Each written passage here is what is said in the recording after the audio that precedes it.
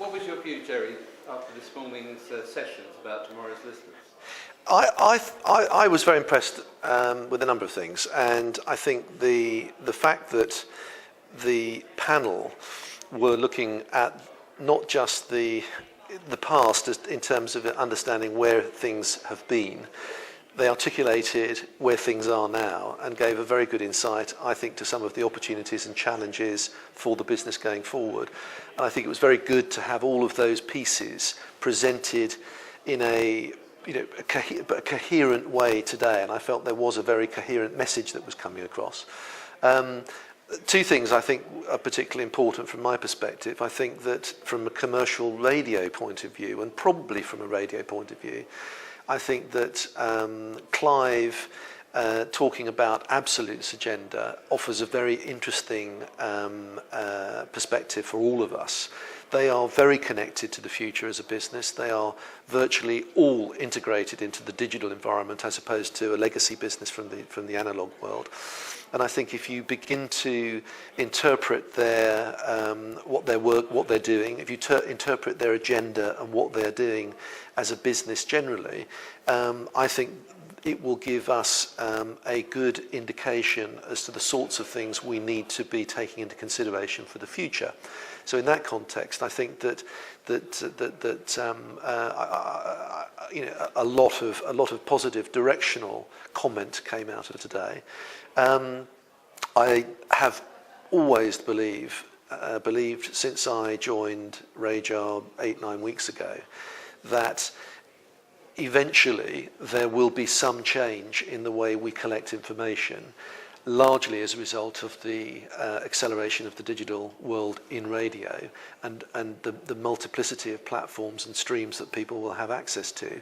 And I've got no doubt that it's a question of time, quite frankly, before a technology has been invented to potentially take over from the diary. And all of these issues are about a question of timing, in my view. So I don't think it's a question necessarily of if, I think it's a question of when. And I heard a lot of very positive things from Ipsos about the media cell test. We've been involved in that, and we will do as much as we can to give Ipsos as much learning, because that will actually help the industry, quite frankly. So in that context, I think it's very positive. With all the commercial pressures on the BBC and commercial radio, when is the right sort of time for making some of these changes? Well, I think it's sometimes very easy to believe that the JIC bodies, whether it be in radio or other media, are static. The reality of it is there's always a lot of what I describe as road maintenance going on, making sure that you haven't got potholes or an uncomfortable ride in what you're doing. So to some extent, we are measuring a lot of the non-live listening through our MyDAS service.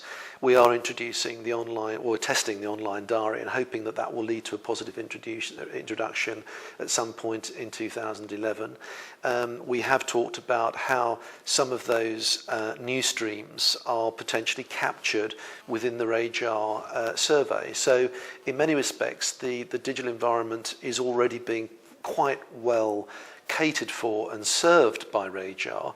I think that the real test here is when the volume of listening and the behaviour hits a tipping point by which there are questions, quite frankly, over the methodology of recall versus a different form of collecting the information. So I don't think that tipping point is necessarily on us now, this minute.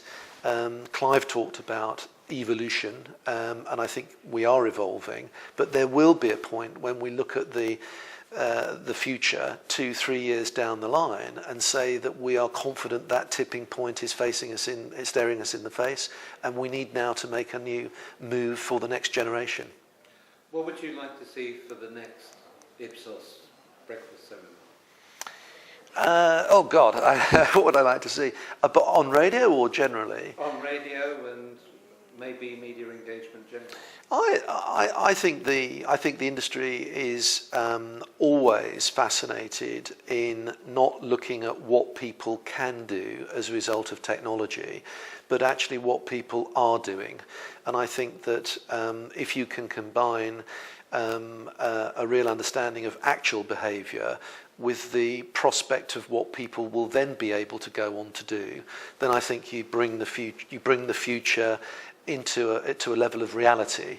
And I think we saw a lot of that today. I think there was a lot of that, and I think that if we are looking at a number of these developments that are ongoing, that we should be looking at the evidence as to how people's behaviour is really married with the opportunity that a lot of these applications and devices actually present. So the consumer insight piece, not just as futurology, but real articulation.